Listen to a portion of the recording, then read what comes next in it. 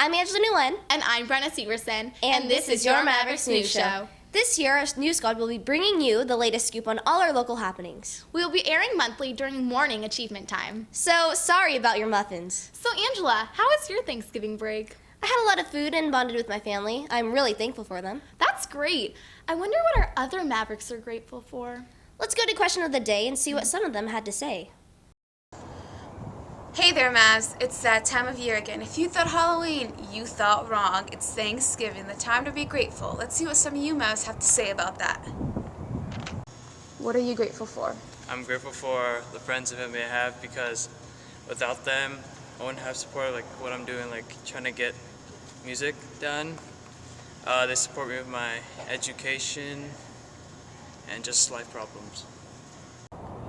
And I am grateful that I am in good health and that I have beautiful, funny, hardworking students.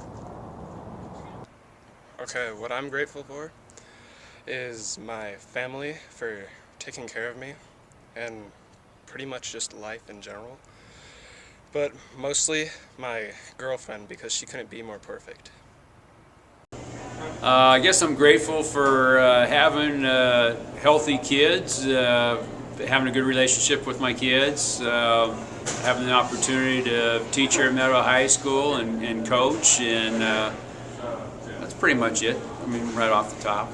I'm grateful to work at the best school in the Edmond School District with the best student body. I'm grateful for my mom because she loves me and nurtures me and she picks out all my clothes. I'm grateful for my family and the bands here at Meadowdale. So, Mavs, what are you grateful for? Back to the studio. Wow, I just love hearing such positive things. Me too, but I think there's some not so positive things out there. What do you mean, Brenna? There's just a lot that students have to deal with. You mean with home and schoolwork? Well, not only that. Every month we'll be looking at the problems with stereotypes. This month is racial stereotyping. I'm Autumn. This is our second segment on stereotyping, and this month we will be focusing on racial stereotyping.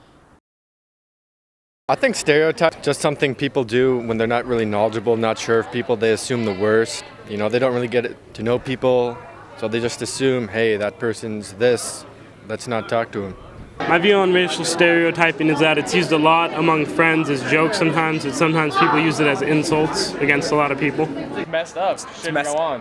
This shouldn't happen. No, there's no point for it. We're all equal.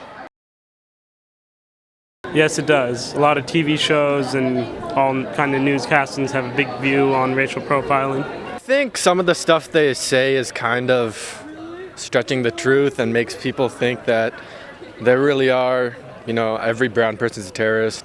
I don't really think that that's true. I think in some newspapers and media sources might exaggerate it, but I don't think all of them show stereotypes. Yes, because as you can see, my own race is black, and some people don't take black people seriously. They don't think they have the same determination that other racial people have, and so it's really hard to step up to the plate. And I think that if I was white or Asian or just someone other than black, they would have treated me more better. If I was white, they'd treat me differently. If I was black, they'd treat me differently. My friends wouldn't call me a terrorist. I feel like people would treat me differently at first, but then as they got to know me, like who I am as a person, then they would accept who I am. I think on the outside, if people don't know you, they assume a lot. So I think if I had different skin color, people would treat me differently. Maybe they'd want to get to know me better. I can't really say I am what I am. Tune to next month where we will focus on part 2 of racial stereotyping. You know, I've been stereotyped before and it's not a good feeling. I'm sorry you've had to go through that. It's all right.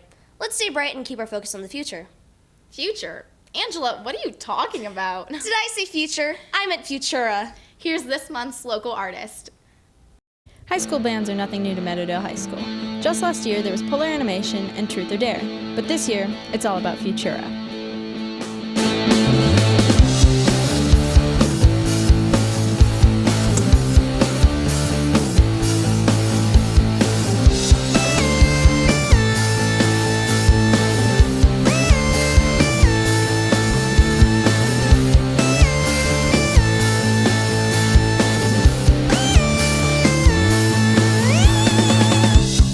Futura started by Jason and Jake. They've been jamming for a while. They started jamming around freshman year. And then from there we decided to form a band and started adding members.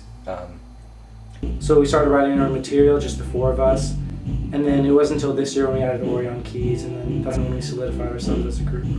So, and we named that band Drift, but after a little while, when we started gaining some more recognition, we actually got a threat of lawsuit from a Swedish metal band who also had the name Adrift. So we had to change our name, and we decided on Futura. The thing just took off from there. I think Futura's music it's alternative, but it's not too poppy. I don't know. We kind of all come from different musical influences, so yeah, I think we all bring something different to the table. Like my bass playing has a lot of funk, a lot of like Motown bass lines mixed with like Led Zeppelin. I listen to blues and rock and roll. Jake listens to like blues and rock and roll. Jason listens to like dance rock and stuff. Just all these different kinds of music are represented in our style. There's just this melding of jazz and alternative and 70s rock and all this stuff that comes together, and that pretty much makes up our music.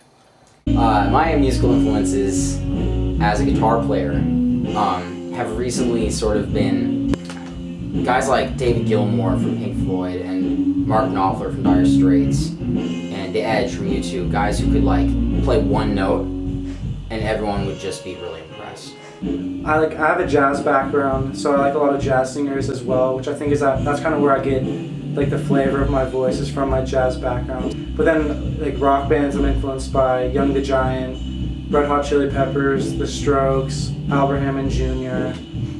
Just a lot of kind of alternative bands that I see our style kind of fits under. I listened to a lot of classic rock when I was growing up, but then I got more into modern stuff, and now I listen to a whole weird range of music. Right now we just have one track recorded so far, and that's up on our Facebook, which you can find us at futura.band on Facebook. And we're recording new songs soon. We have a couple offers with studios, so we're trying to look into recording some more tracks with them. We're playing a couple shows coming up, so if you look on the Facebook, you can just check those out. But really, I mean, if you want to hear us, just come to a show. Be sure to check out Futura at their next show on December 19th at Studio 7. More information on their Facebook page. I'm Courtney, and there you have it, Mavs. Back to the studio. There's a lot of good local things about the Edmonds area. And on most current events, Dick's opened up recently in Highway 99. Here's White on the Field at the Dick's grand opening.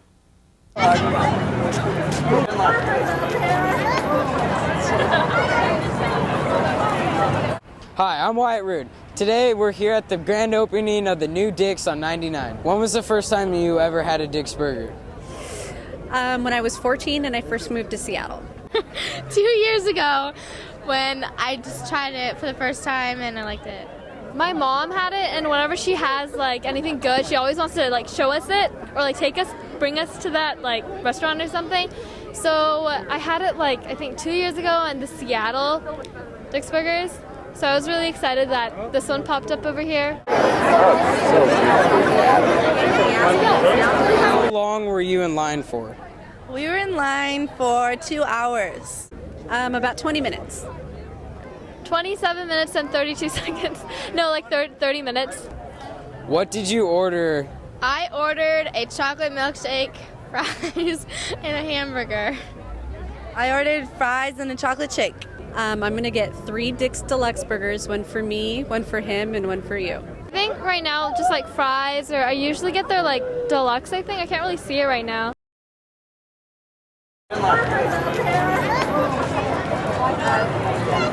Okay, that's it. Back to the studio. We hope you enjoyed this month's show. Be aware for our next show on December 14th, which will be airing during first period AT. As we go, we'd like to leave you with a 1-minute film from Intro and Advanced Film Production class. This is Drumsticks by Yoshi Goto. I have to say, this clip is quite magical. Until next time, I'm Brenna Severson. And I'm Angela Nguyen. See ya!